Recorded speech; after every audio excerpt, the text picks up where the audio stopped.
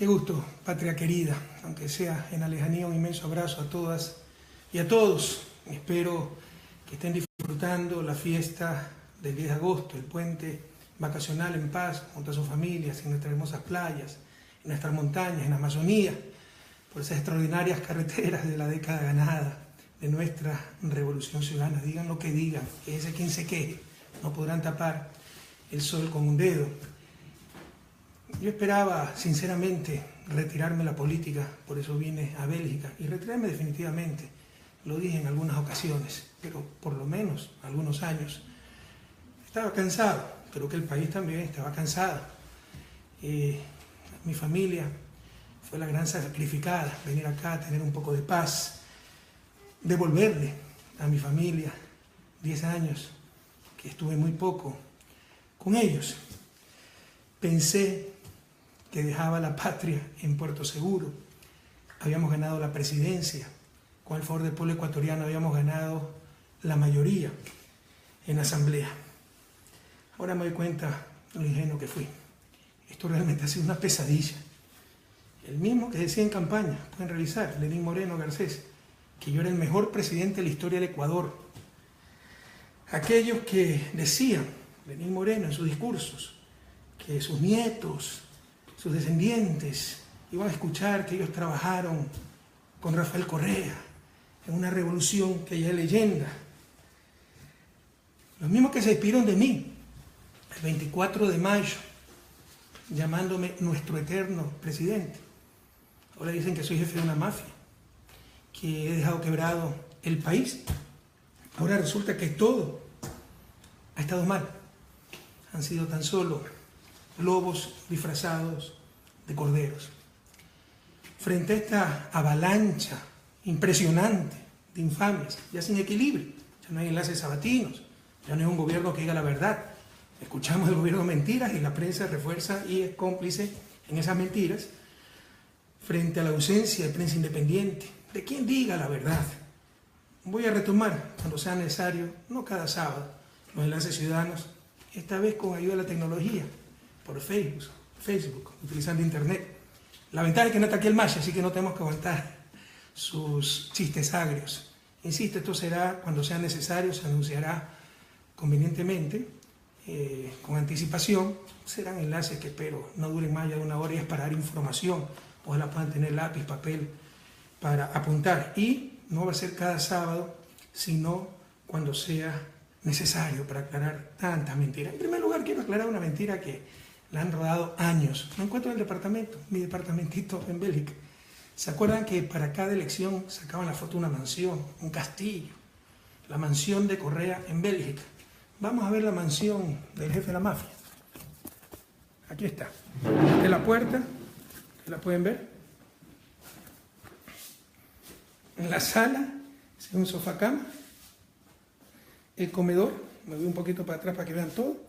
En un solo ambiente, sala, comedor, cocina.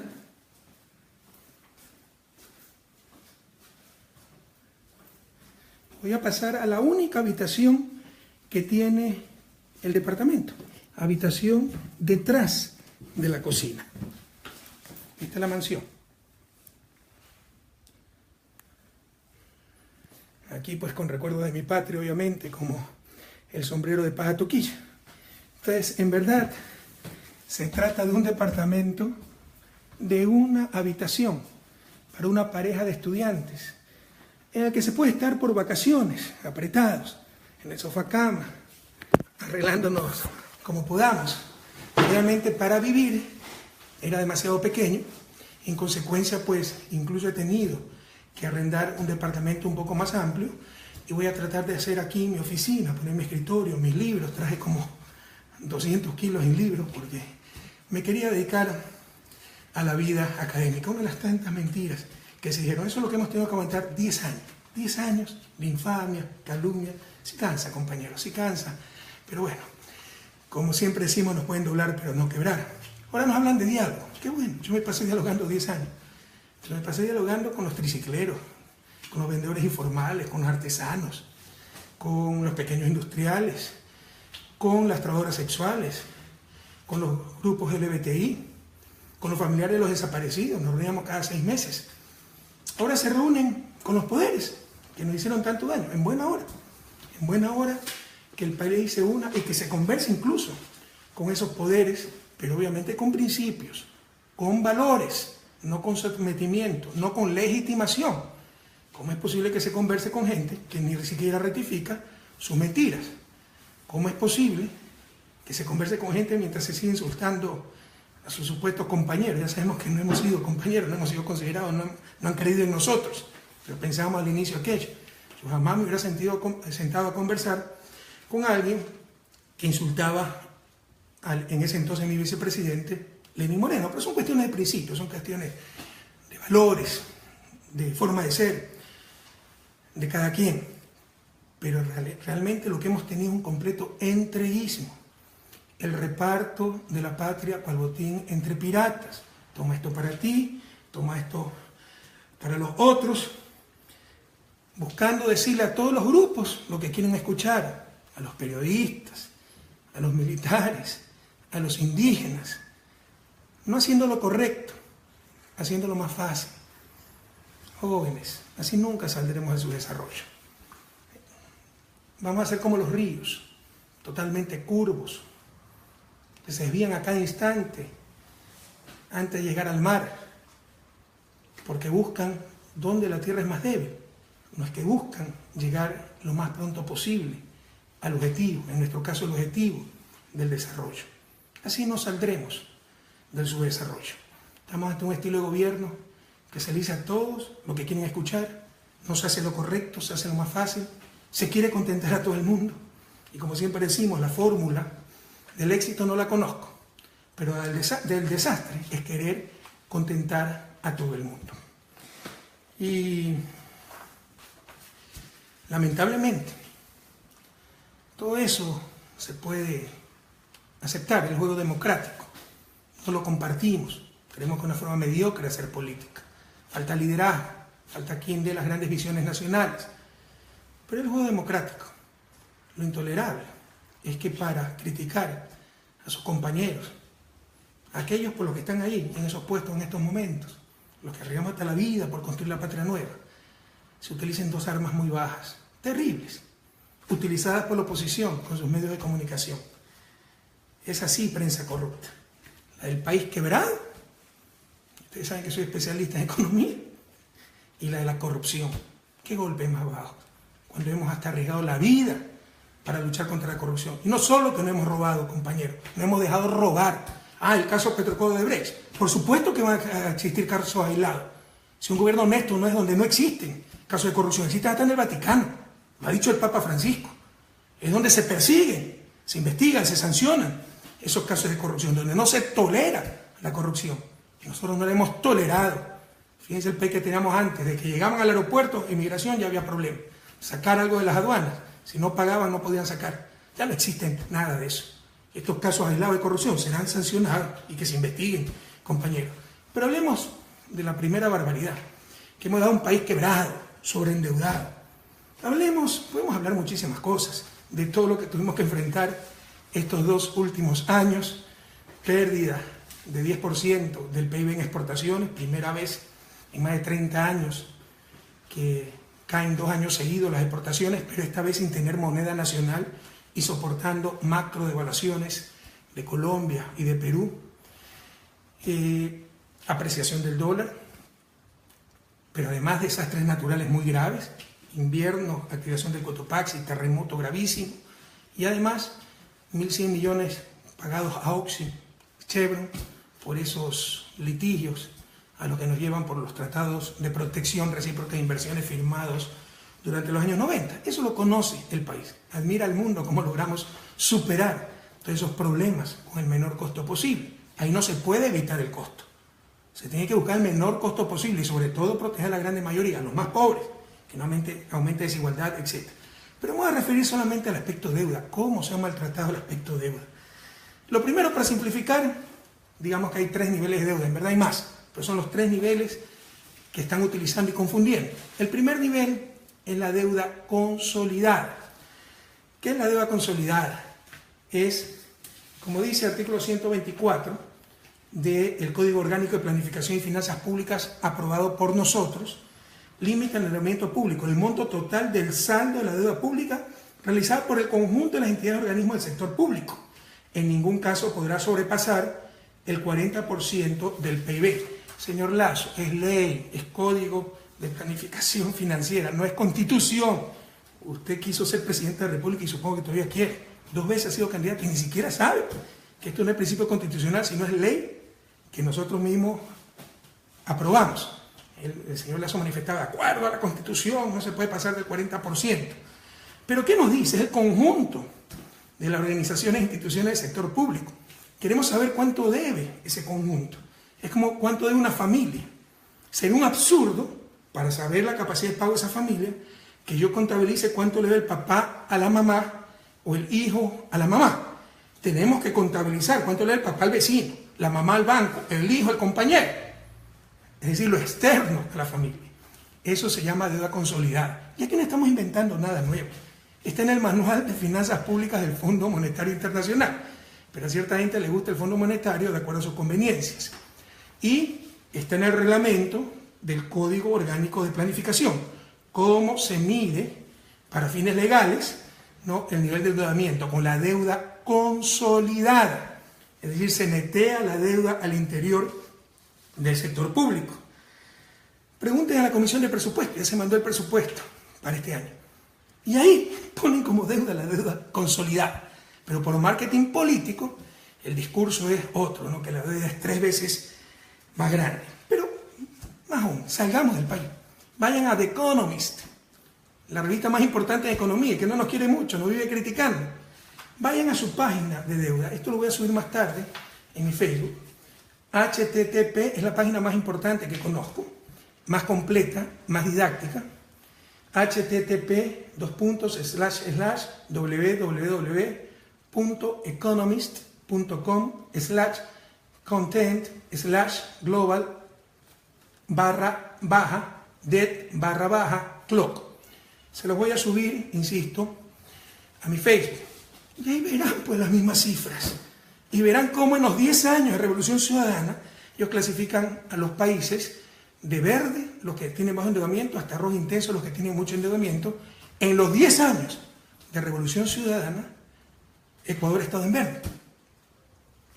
Esto debería ser suficiente para cualquier persona de recta intención, de buena fe.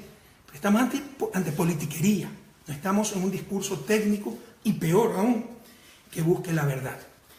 Esa deuda consolidada, compañeros, en mayo del 2017 fue de 27.7%, mucho más abajo que el techo de 40%. Y para efecto de comparación, yo llegué como ministro de Economía y Finanzas en abril del 2005. Al 2004, a fines del 2004, esa misma deuda era 32.1%. Es decir, sin terremoto, sin desplome de exportaciones, sin ningún problema económico, la deuda era mayor en el 2004 que en el 2017. Y nadie decía nada, porque se trata de simple politiquería, compatriotas. Politiquería. ¿Cuál es el otro concepto de deuda que utilizan? La llamada deuda agregada. Ahí sí se suma lo que el papá le debe a la mamá, lo que el papá le debe al hijo. Ah, pero entonces está bien, es para ver la capacidad de pago del papá. En consecuencia, llevándolo al plano público, la capacidad de pago del gobierno. Qué pena. Porque en esta deuda agregada se suman las deudas de los gobiernos locales. Es decir, la deuda del municipio de Quito para construir el metro de Quito por centenas de millones de dólares. Es decir, la deuda del municipio de Guayaquil para poner alcantarillado sanitario, un crédito con el Banco Mundial, no recuerdo cuánto era, pero decenas de millones de dólares. Todo eso se suma en la deuda agregada. No hay por dónde, no hay por dónde. Lo que quiere decir es que queremos saber cuánto debe el gobierno. Aquí están sumando lo que deben los gobiernos locales. Además, se incluyen cerca de 7.000 millones del gobierno, de deuda del gobierno al IES. Ahí está el gobierno por no pagarle al IES. Esa deuda, ¿saben cómo se engendró? Eran los 1.000 millones anuales que teníamos que pagar innecesariamente por un 40% de subsidio a las pensiones jubilares, pese a que el IES tenía excedentes de liquidez. Era un absurdo total económico. ese subsidio. Yo lo suspendí, por eso me dijeron enemigo del IES. No entienden que todas las cosas salen del mismo sitio, de los recursos del pueblo ecuatoriano. En todo caso, en 2004, cuando yo llegué como ministro de Finanzas, abril de 2005, sin obras, sin servicios públicos, con carreteras destruidas, sin hidroeléctricas, sin multipropósitos, sin desastres naturales, con sueldos de miseria de la policía, los maestros, los soldados, los médicos. En el 2004, esa deuda agregada era 39.8%. Ahora es 41%. Pesa todo lo que nos ha pasado. Y nadie decía que había crisis, porque se trata de pura politiquería o de gente que no sabe lo que habla. Y vamos al tercer concepto que estamos utilizando, que ya no es deuda, es cualquier cosa. Han sumado todo, peras con camello, carro con arena, qué sé yo, han sumado de todo. Nunca se ha hecho eso, nunca.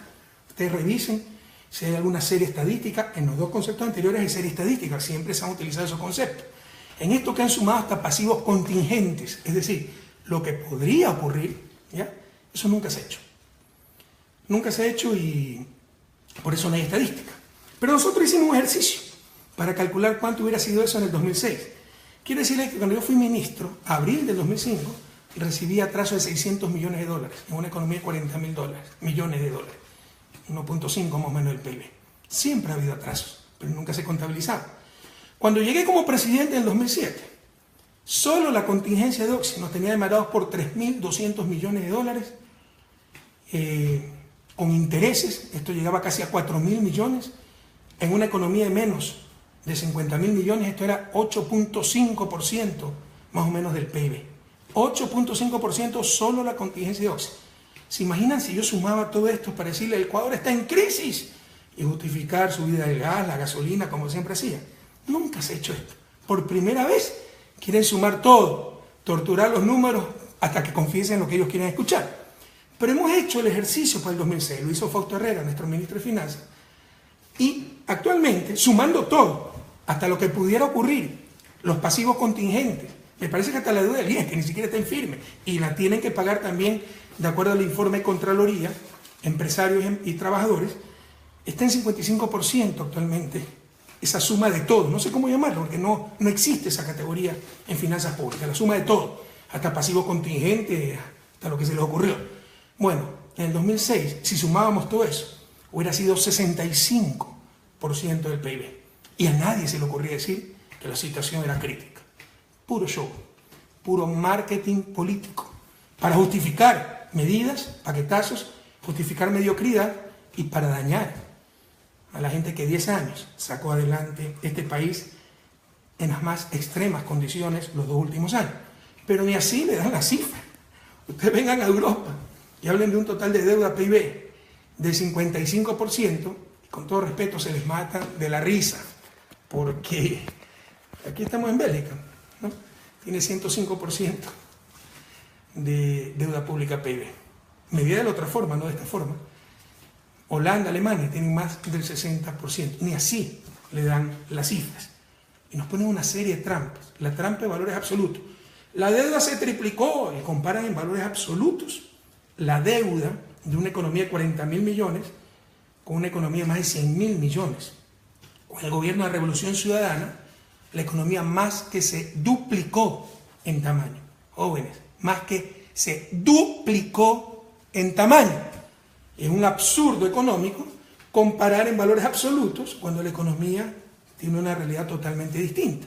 Es como que yo diga, antes debía 100, cuando ganaba 500, ahora estoy fregado, gano 200, debo 200, pero antes debía 100 cuando ganaba 500. Ahora estoy fregado, debo el doble, 200, pero gano 2.000, 4 veces más. Por supuesto que estoy mejor. En el primer caso, $100 de $500 es 20%. En el segundo caso, $200 de $2.000 es el 10%. Eso es lo obvio. Por eso se mide en relación al tamaño de la economía. En mi ejemplo, en relación al tamaño del ingreso. Pero midiendo en valores absolutos, esa persona, en mi ejemplo, duplicó su deuda. Son absurdos que no hace ni un joven de primer año de economía. ¿Qué dice el equipo económico ante tanto disparate? ¿Qué dice la academia? ¿Dónde está la universidad? ¿Dónde están los departamentos de economía serios? No esos ideológicos que lo que hacen es religión más que ciencia. Además, compañeros, se conocían las cifras. Todo se le dio al nuevo equipo. Por primera vez en la historia se hizo un proceso de transición y nos sacan como gran descubrimiento el sumar peras y camellos. Pero no solo aquello. ¿Cómo no van a conocer las cifras si está el mismo equipo económico? El mismo equipo económico, cambió el ministro. El nuevo ministro era asesor del Banco Central. El resto es prácticamente el mismo equipo. ¿Cómo no van a conocer las cifras? Pero nos las presentaron como un descubrimiento para decirle que no había mesa servida y que la situación era crítica. Puro show político para justificar probablemente paquetazo, ya veremos más adelante, o mediocridad, compañeros. Y ahora, ¿con qué ingratitud? ¿Con qué deslealtad llaman a esto el gasto irresponsable? Gasto irresponsable. La misión Manuel Espejo, para la que di 90 millones de dólares, fue gasto irresponsable. La delegación de Lenín Moreno en Ginebra durante 4 años, representando a los discapacitados, fue gasto irresponsable, que nos digan, pero seriamente, sin tonterías. ¿Dónde está ese gasto irresponsable? Irresponsable. Era no hacer hidroeléctricas, pues, por lo cual perdíamos miles de millones anuales. Irresponsable era no hacer multipropósitos. Y nuestros campesinos perdían sus cosechas, pues, centenas de millones, que no se registraban en ningún lado. Era tan solo arruinar la vida de la gente. Irresponsable era no tener carreteras, no tener escuelas decentes, no tener subcentros de salud, no tener hospitales. No me hablen de responsabilidad. Responsables fueron los que nunca hicieron nada por este país. ¿Cuál es la verdad, queridos jóvenes, compatriotas? ¿Cuál es la verdad? No saben cómo financiar sus demagógicas ofertas de campaña. No saben cómo financiar sus demagógicas ofertas de campaña. Una de ellas, 325.000 casas. Y dicen que 60% van a ser totalmente gratis. Porque por último uno podría pensar que las venden, recuperan el dinero y vuelven a trabajar con ese dinero. En realidad eso es imposible, porque una casa se paga en el largo plazo. Necesitan un flujo muy grande. Pero además han dicho que el 60% de esas casas serán gratis. Volvimos a la política del mercadillo, del mercado, de la ganga, de las ofertas a diestra y siniestra, sin responsabilidad, sin decir cómo se van a financiar esas ofertas de campaña. 325.000 casas en el periodo de gobierno significan, hagan las cuentas, 81.250 casas por año. 81.250 casas por año. Es decir, 223 casas diarias. ¿Saben cuántas casas deberían tener hechas? Y si quieren ser más exquisitos, casi 10 casas por hora. Pero más allá de eso, asumiendo que esas casas para clases populares, ¿no?, vivienda social se llama, cuesten $15.000, que no cuestan, cuestan por lo menos 20.000. La construcción, el terreno con servicios, a no ser que quieran poner casas en terrenos sin servicio, lo cual sería una irresponsabilidad. Pero asumiendo piadosamente que cuesten $15.000 por año para construir 81.250 viviendas, van a necesitar $1.218,75 millones de dólares. $1.218,75 millones de dólares por año, solo para las viviendas, sin contar la demagógica oferta de duplicación de los bonos. ¿De dónde van a sacar esa plata? Como saben que no la van a poder sacar, como saben que en el presupuesto no han incluido las viviendas ni la duplicación del bono, ya está la proforma presupuestaria. Pregúntenle al presidente de la comisión si han incluido las ofertas de campaña. No están, porque no tenían financiamiento.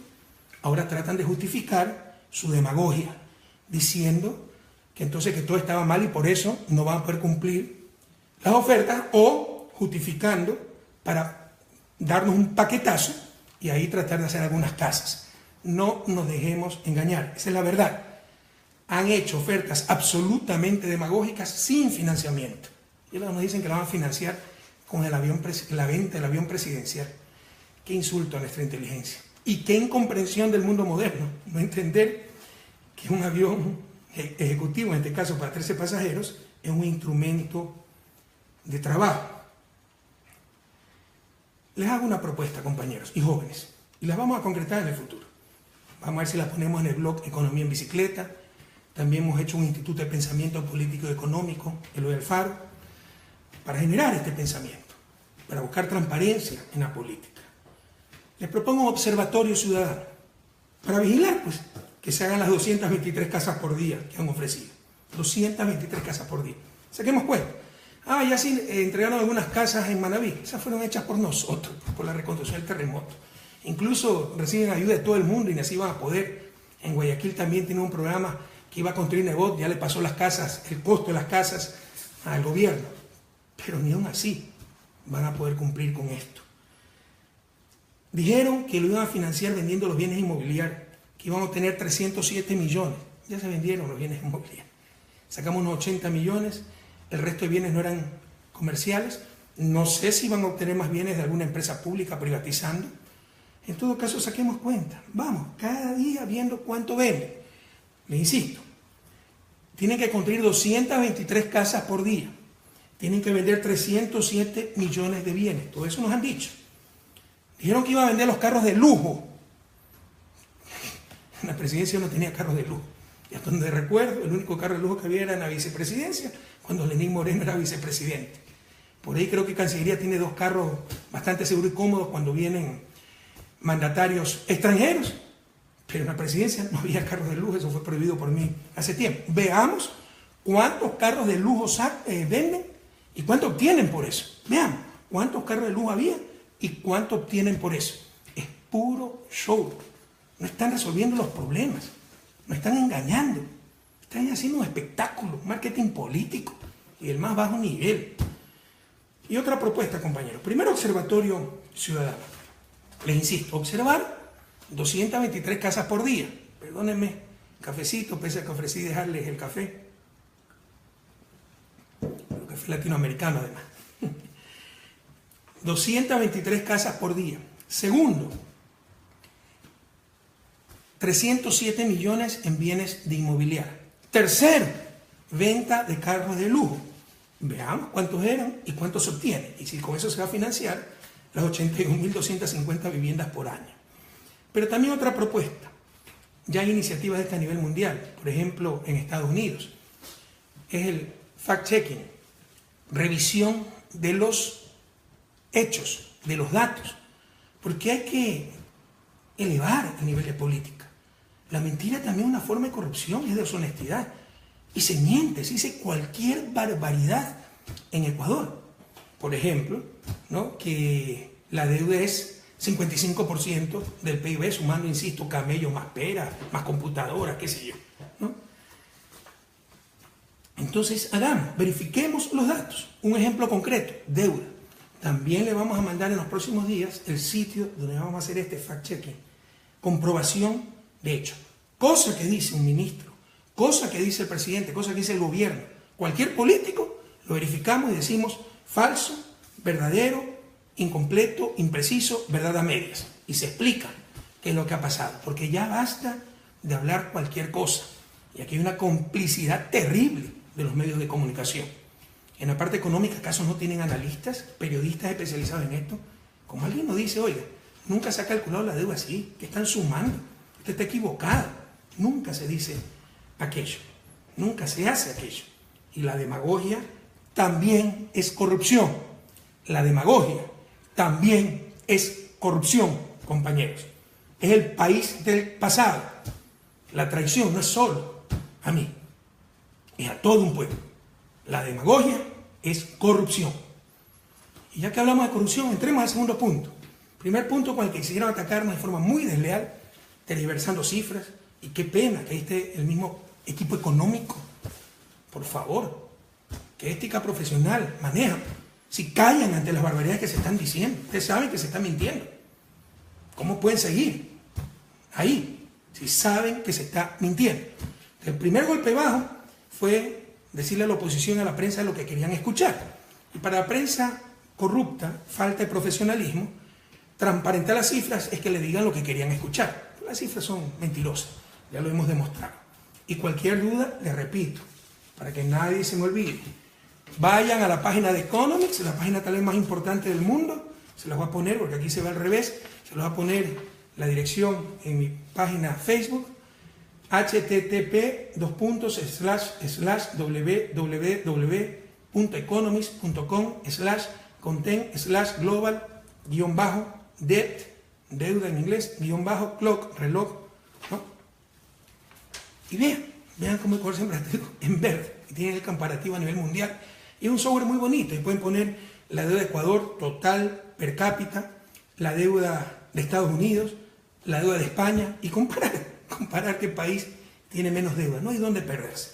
Pero el segundo golpe bajo, estamos defendiendo a los traidores que nos engañaron, traicionaron a su patria, a la revolución, con hechos de corrupción.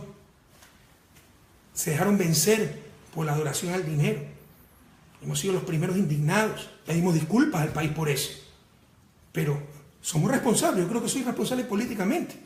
Pero la responsabilidad política, para ser sancionada, es que si retrocedimos en los controles, y por eso ocurrieron las cosas. O hemos mejorado muchísimo los controles, pero suceden las cosas que suceden, como el caso de Brecha, en 12 países, no solo en Ecuador, que sucede en el Vaticano. Entonces, pero nos quieren hacer hasta culpables, cómplices de esos casos de corrupción con una bajeza impresionante. Yo les puedo decir, con la frente en alto, con la mirada clara, que no hay gobierno que haya luchado más contra la corrupción que mi gobierno. Ha habido 2 casos de corrupción, pero si eso nadie ha garantizado. Mañana puede haber un caso de corrupción en este gobierno, todo el gobierno es corrupto. Mañana hay un cura pedófilo, todos los curas son corruptos. La conferencia episcopal es dañada. Por el amor de Dios, ¿cómo podemos tratar con tanta ligereza estas cosas? Pero recuerden ustedes, ya no existe esa corrupción generalizada, institucionalizada, evidente, descarada, tolerada. Por ejemplo, registro civil, Telefónica, perdían centenas de millones de dólares, ahora nos dan centenas de millones de dólares. Aduanas, migración, policía, sistema judicial, sistema de compras públicas que no existía. Hoy tenemos el sistema más moderno de América Latina. No significa que es infalible, pero es el mejor de América Latina. Hemos mejorado muchísimo. Ahora los pequeños empresarios pueden venderle al Estado, y algunas, con su silencio, caen a complicidad, compañeros. ¿Dónde están esos pequeños empresarios para decir claramente, yo ya puedo participar de concursos, yo nunca he dado una coima, ha ganado el mejor? Ustedes saben que es cierto lo que digo, pero algunas veces el silencio de los buenos es tal vez más grave que las calumnias de los malos, compañeros. Hay que decir las cosas, hay que dar testimonio. También estaba la corrupción en cuanto a la evasión de impuestos. Ustedes nos quieren hacer creer que la corrupción es patrimonio del sector público. Había mucha corrupción en el sector privado. Se evadía impuestos, eso ya no existe. La corrupción en el no hacer. No se hacían hidroeléctricas para mantener el negocio de las barcazas. No se hacía almacenamiento de gas en tierra para mantener el negocio del gas, de la distribución de gas y el almacenamiento de gas en buques. La corrupción del no hacer. Ya nada de eso existe. Ocurre el caso Petroecuador. Lo tratan, como siempre, de politizar, y está prácticamente resuelto. Y resulta que el cabecilla, además de Carlos Pareja Llanuselli, en buena hora haya regresado al país, es Carlos Pareja Cordero. Pero Charlie Pareja Cordero, compañeros, no es cualquier hijo de vecino, no es cualquier pelo de cochino. Fue el secretario privado del presidente León Férez Cordero en el gobierno social cristiano. Fue jefe de campaña de Jaime Nebot en su candidatura presidencial. Era un altísimo, no solo alto, altísimo dirigente social cristiano. Entonces, como le salió el tiro por la culata, resulta que el jefe de la mafia, ahí sí la mafia, que había quedado en Petroecuador, porque recuerden, cuando yo llegué al gobierno, la corrupción en Petroecuador era tan grave y tan generalizada que tuve que declarar la emergencia y mandar a la Marina. ¿Se acuerdan o no? Tuve que mandar a la Armada Nacional para que transparentar, arreglar Petroecuador, porque estaba secuestrada por la corrupción, la desorganización, la ineficiencia. Lamentablemente quedaron ciertos brotes de corrupción, pero esta mafia que quedó ya está resuelto, ya está demostrado, ya está fugado también este tipo. era manejado por Carlos Pareja Cordero, altísimo dirigente, no de Alianza País, social cristiano. Y por eso ya dejó de hablar la prensa de este caso. Y ahora tal vez lo va a retomar porque regresa Carlos Pareja Yanuseli. Qué bueno que regrese, que dé la cara a la justicia. Pues recuerden lo que intentó hacer en la campaña. Hablar mal del vicepresidente para hacernos perder las elecciones sin prueba alguna. Ahora que ven que probablemente es la oposición la que ganó de todas formas las elecciones, ahí lo traen de regreso y que se haya dado un acuerdo. O digamos, no hay acuerdo, dicen, que se ha querido entregar solito. Ya estoy viejo para creer en esas cosas, ojalá me equivoque, pero preparémonos para un nuevo show. Las cosas que diga este corrupto tiene que probarlas, y si quiere que con un polígrafo, ahora sí de verdad, no haciendo show, sino con un polígrafo de verdad, responda a la pregunta si Jorge Glass Espinel, vicepresidente de la República, conocía de las coimas que ellos estaban recibiendo. Pero esa pregunta concreta, no generalidades de que Jorge Glass conocía de todo. Recuerden que mi hermano Fabricio Correa dijo lo mismo cuando hizo contratos ilegales, ¿no?, para tratar de involucrarme. Rafael conoce de todo. Había que preguntarle si conocía de sus contratos y no los conocía. Acá hay que preguntarle con polígrafo si es que Jorge Glass Espinel conocía de las coimas que estaban recibiendo. Qué bueno que lo hayan logrado traer a Carlos Pareja. Es interesante ver cómo en nuestro gobierno los corruptos huían, en este gobierno los corruptos se entregan. Intermediario, el presidente de la Asamblea, Pepe Serrano. ¿Qué rayos hace un presidente de la Asamblea intermediario para estas cosas? Suena rarísimo. Ojalá me equivoque, pero recuerden, Carlos Pareja es manejado por los Isaías. Demostramos que las declaraciones que dio eran en el mismo hotel donde habían dado las declaraciones los Isaías. Los Isaías manejan a Bucarán. Bucarán es aliado del gobierno, porque se hizo un pacto para entregarle las eléctricas. Viajó el 5 de mayo Pepe Serrano, presidente de la Asamblea actual, y Eduardo Manga, secretario de la presidencia actual, a Panamá a pactar con Bucarán. Y las casualidades de la vida, ahora regresa Carlos Pareja Yanuseli. En buena hora que responda ante la justicia por todas sus fechorías, por todas sus traiciones. Yo reconozco mis limitaciones, yo no soy bueno para negociar con corruptos. A mí les puedo mostrar, se los mostré alguna sabatina, me mandó un par de mails, uno de ellos diciendo que no involucraba a su familia, y con la frontalidad que me caracteriza yo le digo, pero si tu familia está involucrada, aquí están los depósitos, etc. ¿Ya? Entonces ahí se destapó contra nosotros. Tenemos que estar muy atentos si no hay un acuerdo entre bastidores a espaldas del pueblo ecuatoriano, y ojalá me equivoque, pero creo que debemos estar preparados para un nuevo show. Y diga lo que diga, un corrupto tiene que probarlo, compañero. Yo creo que viene es como peón en un tablero de ajedrez para hacer politiquería. Insisto, temo que están montando otro gran tongo, y particularmente contra el vicepresidente, al cual por todos los medios, es increíble la persecución al vicepresidente, por todos los medios lo quieren destituir, porque uno de los escollos que tiene, tal vez el más importante, en sus planes. Que muestren no lo que dicen los corruptos de Petrogol de Odebrecht, porque este señor Santos Odebrecht es el capaya de ese caso. También un corrupto que echa lodo con ventilador. Que muestren, pero con pruebas, si Jorge Glass recibió 20 centavos. Si no, a defender a nuestro vicepresidente con todo el alma.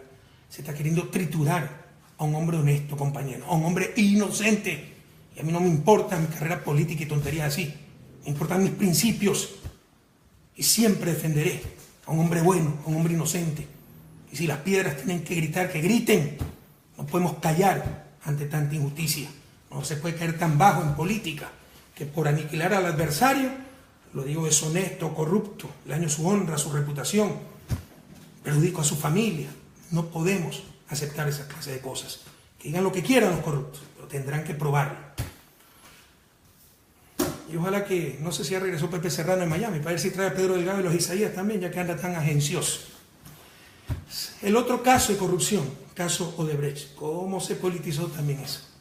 Nunca dijeron que nosotros lo habíamos empezado a investigar, que en base a pruebas débiles, rumores, evidencia suelta, hicimos lo posible para detectar cuentas, detectar casas, oficinas.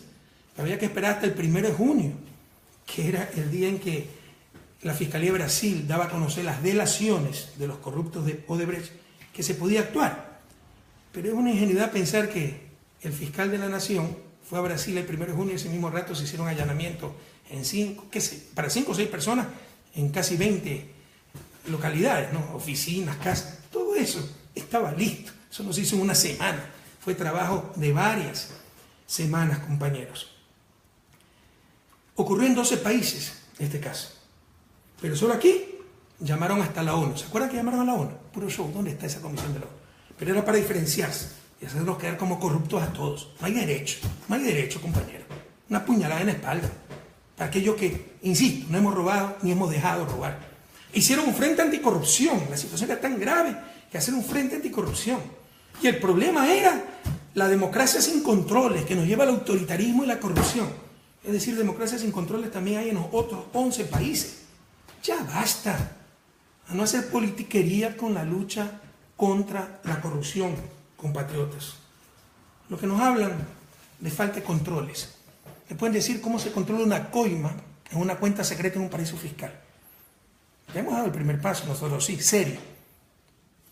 Aprobando la consulta popular para prohibir a los servidores públicos operaciones en paraísos fiscales. Pero ¿cómo ustedes evitan una coima en una cuenta secreta en un paraíso fiscal? ¿Qué clase de controles necesitan? ¿Un parapsicólogo? Basta, se dice falta de controles, que nos digan que falta de control. No, es que hubo contratos a dedo, pero sí también ha habido irregularidades en contratos por concursos, y concursos vigilados, por ejemplo, por el Banco de Desarrollo del Brasil, era el que financiaba. Y lo que hacía Odebrecht era sobornar a un funcionario de nivel medio para que ponga 20 años de experiencia como requisito y solo lo tenía Odebrecht. Y como los otros iban a reclamar, lo que hacía era darle plata a los otros. Corrupción entre privados, corrupción privada también. Entonces no es cierto que es porque se han dado los contratos a dedo. Ha habido coimas en contratos a dedo, pero también en contratos con concursos. No nos engañemos, compañeros. Y estas cosas pueden pasar, más aún con el nivel de inversión que nosotros hemos tenido. Pero lo importante es que si se detectan, hay que sancionarlas con todo el rigor. Es lo mismo, es la misma táctica, ¿no? En el caso de Brecht, o sea, ocurrió en 12 países, pero aquí es donde todo ha sido corrupto, donde el problema es que no ha habido democracia, o no ha habido controles, ha habido autoritarismo, corrupción. Es lo mismo que la recesión que sufrimos. Fue una recesión en toda América Latina. Lean, por favor. En toda América Latina, ¿no? Y me salió un mensajito aquí, es el problema de la tecnología. Pero es aquí que es fruto de las malas políticas económicas. Y así se burlan de nuestra buena fe, se burlan de nosotros. Puro show, haciendo la lucha contra la corrupción un instrumento de politiquería. Pedimos disculpas, le insisto, al pueblo ecuatoriano por estos casos, donde no se tiene que generalizar, pero se tiene que investigar absolutamente todo. Caso que ha estado pasando al menos en 1987, con el trasvase Chongón-San Vicente, gobierno social cristiano. Salió una lista previa, ya de eso no habla la prensa. Pero si algo demuestra el caso Odebrecht, es hasta dónde puede llegar una empresa privada corrupta y corruptora. No nos engañemos, no puede haber corrupción en el sector público sin corrupción en el sector privado. Y tratan en todo esto de involucrar al vicepresidente, ese es su objetivo. Nos dicen que es el más grande caso de corrupción de la historia. No lo sé, lo dudo. Pero sin duda es una de las más grandes infamias de la historia. Odebrecht es un tipo inocente, honrado, heroico, todo lo que ha tenido que aguantar. Y honrado de verdad. No solo que no roba, no deja robar, por eso lo odiaban tanto, entre ellos Odebrecht, a quien expulsó de su oficina. Pero se está utilizando también este caso políticamente. Sepan ustedes, también no conocen esto. Nosotros investigamos. Yo vi los audios, o escuché los audios, vi el video. Era evidente cómo trataban de involucrar al vicepresidente. Sepan ustedes que las delaciones se hicieron a principios del 2016. Después, me parece que en junio o julio, regresa este delator, Santos, me parece que es Santos, el corrupto, que trabajaba aquí, para grabar al contralor, al tío vicepresidente, al propio vicepresidente, y en todas esas grabaciones trata de involucrarlo sin jamás lograr su objetivo. Incluso cuando está en la oficina de Jorge para pedir que le paguen una factura atrasada, etc., él mete el tema de campaña para hacerlo caer al vicepresidente, ver si tiene una contribución de campaña. No logra absolutamente nada. Se trata solamente de una persecución brutal. Empezaron con Petroecuador, se les derrumbó Odebrecht, sacaron Caminosca, ahora el Pozo Singue. Cuando se supere todo eso, verán que sacan otros pozos y cualquier cosa, porque además tienen cooptada a la Contraloría General del Estado. Los informes son a pedido. Cualquier contradictor, asambleísta, alcalde, exministro, etcétera, enseguida le cae un informe de Contraloría. Están utilizando a la Contraloría como instrumento de persecución. Vamos a defender a Jorge Glass. Sepan ustedes que Lenín lo defendí hasta hace una semana, en privado. Todos sabemos que el compañero Jorge Glass es un hombre íntegro, honrado, hay que defenderlo, pero nunca lo dijo en público. Esa gente que no salta si no tiene paracaídas, compañeros, todo está calculado ahí. Y estamos viviendo una descomposición de la República. Se han apoderado de la Contraloría. Verán cómo quieren evitar el concurso para el nuevo Contralor, haciéndole juicio político al Consejo de Participación, que es el que tiene que organizar el concurso, etc. Asambleístas críticos le ha caído auditorías. La auditoría de la deuda, que ya fue auditada hasta el 2015, pero habló el presidente de deuda, atacarnos con la deuda, y Contraloría, vamos a hacer una nueva auditoría de la deuda. Las auditorías al propio vicepresidente, no saben qué más sacar, son a pedido las auditorías, a pedido en función de intereses políticos. Y se trata también de deslegitimar al Estado, ¿verdad? La sociedad civil, los buenos luchando contra el Estado, el malo, el corrupto.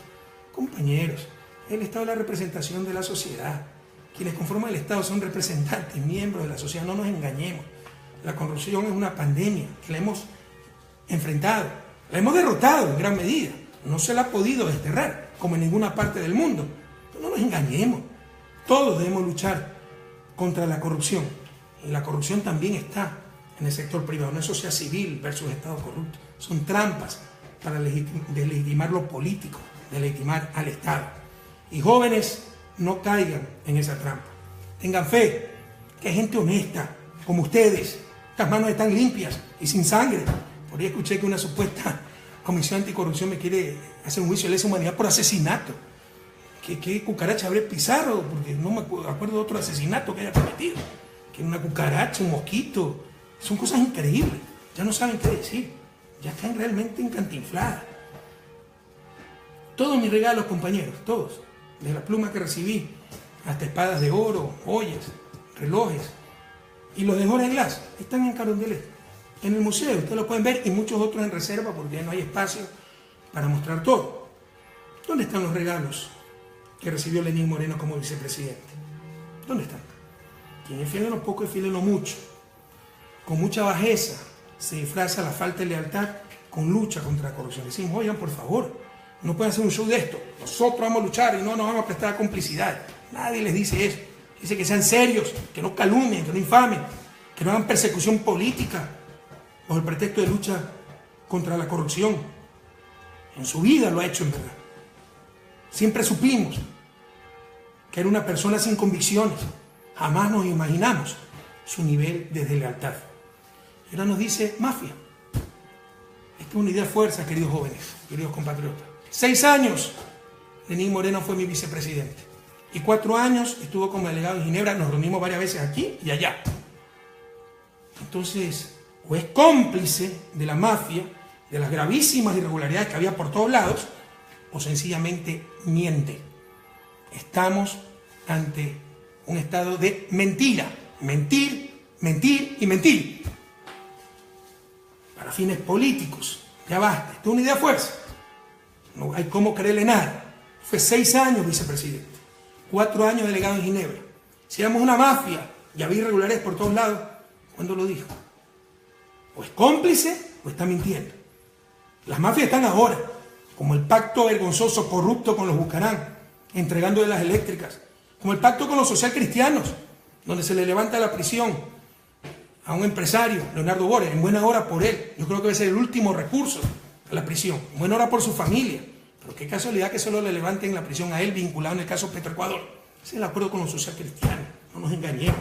Así se está vendiendo la patria. El escándalo de miles de millones en lavado de dinero de un banco. Ahí sí se hizo el allanamiento en forma confidencial, absoluto secreto, sin fotos, sin prensa. En lo demás sí show, ahí nada. Pero resulta que el dueño del banco era el que le prestaba el avión para la campaña, a Lenín Moreno. ¿Qué va a decir ahora? Por eso es cómplice entonces lo que ha pasado. Es el avión en que fueron a Panamá, pues, a pactar con Abdalá Bucaram. Ahora sí tenemos nuevamente el hombre del maletín enoso. Se veía hace 10 años en el país, tratando de comprar asambleístas, con puestos, con canonjías. Ahora tenemos una Contraloría que persigue a la gente. Presiones al fiscal para que impute al señor vicepresidente, impute a ministros para marcar la diferencia o para saciar venganzas. Eso es delito, presionar al fiscal. Ojalá el fiscal diga quiénes lo han presionado, compañeros. Pero ahora sí parece que el país volvió a la normalidad. Lo normal fueron los últimos 10 años, cuando no había nada de esto. Ahora sí llegó la normalidad y todos los grupos de poder contentos, la prensa, los actores políticos, a revelarnos, pueblo ecuatoriano. No podemos perder lo ganado, no podemos retroceder, volver al pasado. Y no se dejen engañar. Háganse preguntas tan sencillas como esta. ¿Ustedes están mejor o peor económicamente que hace 10 años? ¿Sus familias están mejor o peor económicamente que hace 10 años? ¿Nuestras ciudades están mejor o peor económicamente que hace 10 años? ¿Cómo ha cambiado el país? Y nos quieren decir que la situación es crítica. El caso de corrupción, por favor, a no creerle a los de siempre, a la prensa. Vean su experiencia de vida. Cuando van al registro civil se les pide coima. Los artesanos, los empresarios, las compañeras de Hilando el Desarrollo, se les ha pedido coimas para los contratos con el Estado. Las compañeras de la economía popular y solidaria. Cuando van a las aduanas se les pide plata para sacar la mercancía. Cuando pasa migración se les exige algo. Cuando tienen un problema en las telefónicas tienen que pasar dinero. Los policías, cada esquina, cuando tenían el tránsito en sus manos, tenía cotización. Eso ha disminuido grandemente. Revisen su vida cotidiana. Es que ustedes ven corrupción generalizada, como era hace 10 años, a no caer en la trampa de los verdaderamente corruptos, de los que se hacían de la vista gorda, de los que creen que ser honesto, honrado, es no robar. Y hasta de eso dudo. Pero ser honrado, sobre todo cuando se tiene responsabilidad política, es no dejar robar y jugarse la vida por eso. Y aquello es lo que hemos hecho, compañeros. ¿Alguno de ustedes ha sido víctima de corrupción? Y si ha sido víctima es igual que hace 10 años, porque hay residuos de corrupción. Y hay que erradicarlo totalmente. Pero es igual que hace 10 años. El gran Bolívar, queridos jóvenes, nos decía, no nos dominarán por la fuerza, sino por la ignorancia. No se engañen, la consigna, se han unido resentidos de Alianza País con los odiadores de siempre. Gente, lobos disfrazados de ovejas, que me odiaban. Este mono colado que hace aquí, yo debí ser el presidente de la República, yo soy de la izquierda pura, que siempre trabaja. Este mono arribista, ¿qué hace aquí? Peor, mira lo bravo que es, y mira que me dañó la gallada, y mira que no me hace caso. Se unieron los resentidos, lobos disfrazados de cordero, con los odiadores, y su consigna es destruir a Correa, y todo lo que vuela a Correa. Buscarán cambiar la mayoría en la asamblea, por eso el hombre del maletín. Gracias a Dios nuestra asambleísta ha mostrado una dignidad impresionante, una consistencia ideológica, una madurez democrática increíble. Felicitaciones, un abrazo a nuestro bloque de asambleístas. Primer objetivo, inmediato, destituir al vicepresidente. Es un escollo, es una piedra en el camino de lo que buscan, ¿no? Apoderarse de la patria y destruir, insisto, todo lo que vuela a Correa. Su segundo objetivo, derogar leyes claves, incluso con consultas populares, pero con la cancha totalmente inclinada, donde la prensa está descaradamente a favor de ellos. Y el objetivo final, inhabilitarme para otra candidatura. Así sea inconstitucional, porque significaría regresión de derechos. Lo mismo que le están haciendo a Lula. Como tienen terror de que Lula sea candidato porque saben que les gana, ya le han puesto 6 juicios penales a Lula. Así es la persecución de los líderes progresistas, a los líderes progresistas en América Latina. Por mí no se preocupen. Nunca he buscado algo para mí. De hecho, insisto, yo quería retirarme totalmente de la política. Que vengan nuevos cuadros. Confié totalmente en Lenín Moreno. Por mí no se preocupen, pero a proteger la revolución. No se engañen, la revolución se detuvo el 24 de mayo. Tenemos que ir a la resistencia. ¿Cómo hemos retrocedido en estos 2 meses? Ahora tenemos una crisis política, pelea entre presidente y vicepresidente, cosas que no veíamos hace 10 años, que creíamos ya superadas, que tanto daño le hicieron al país. Hemos vuelto a ver los pactos con la partidocracia, la corrupción institucionalizada, tolerada. No se le da una empresa importantísima a las mayores mafias políticas para que ganen en eficiencia, para servir mejor a la ciudadanía. Todos sabemos para qué se entregan esas empresas. Ha vuelto la corrupción institucionalizada, la persecución del organismo de control, la demagogia, que también es corrupción, las mentiras por doquier. Compatriotas, no nos pudieron vencer en las urnas. Nos quieren vencer con el caballo de Troya. A no desanimarse, a no perder la esperanza. Son tiempos difíciles, pero debemos estar presentes. ¿Y saben qué? La única salida para todo esto es vencer nuevamente. Fuerza, queridos compatriotas, y hasta la victoria siempre.